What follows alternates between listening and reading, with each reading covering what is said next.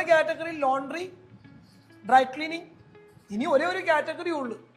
ഈ തുണിയിൽ എന്ത് അഴുക്ക് വന്നാലും, എന്ത് കറ വന്നാലും, എന്ത് തുണിയുടെ നാച്ചുറൽ അല്ലാതെ എന്ത് സാധനം ഇതുമേ വന്ന് കളഞ്ഞാലും അതിനെ കളയണമെന്നുണ്ടെങ്കിൽ സ്പോട്ട് റിമൂവലേ പറ്റുള്ളൂ. അതല്ലാണ്ട് ചിലവർ പറയും മെഷീൻ ഇട്ടാൽ മതി കറ പോവും.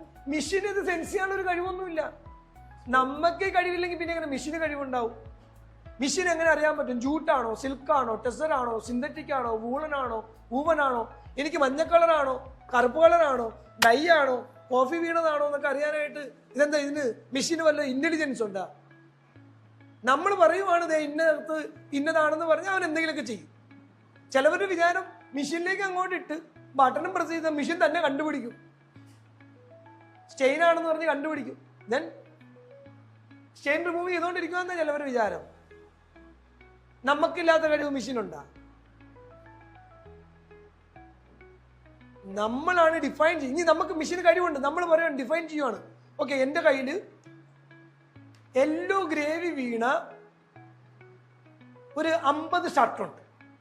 എല്ലാത്തിലും യെല്ലോ ഗ്രേവിയാണ് വീണേന്ന് എനിക്കറിയാം. അപ്പം ഞാൻ എന്ത് ചെയ്തു, ഓരോന്നെടുത്ത് ചെയ്യണതിന് ഒരു മെഷീനിൽ യെല്ലോ ഗ്രേവി റിമൂവ് ചെയ്യാനുള്ള പർട്ടിക്കുലർ സോൾവെന്റ് ഇട്ടിട്ട് ഞാൻ മെഷീനിൽ കമാൻഡ് കൊടുക്കുവാണ്.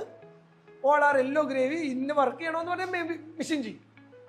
അതല്ലാണ്ട് മെഷീനിൽ കൊണ്ട് ഒരു ബോൾ പെന്ന് വരുന്നതും ബ്ലഡ് വരുന്നതും ഇത് മാറി മാറി ഇട്ടിട്ട് മെഷീനോട് നിങ്ങൾ കറയണമെന്ന് പറഞ്ഞാൽ മെഷീൻ്റെ ഒരു പരിപാടിയില്ല. മെഷീന് വാഷ് ചെയ്യണ പോലെ തന്നെ മെഷീൻ ഡ്രൈ ക്ലീൻ ചെയ്തു. ദെൻ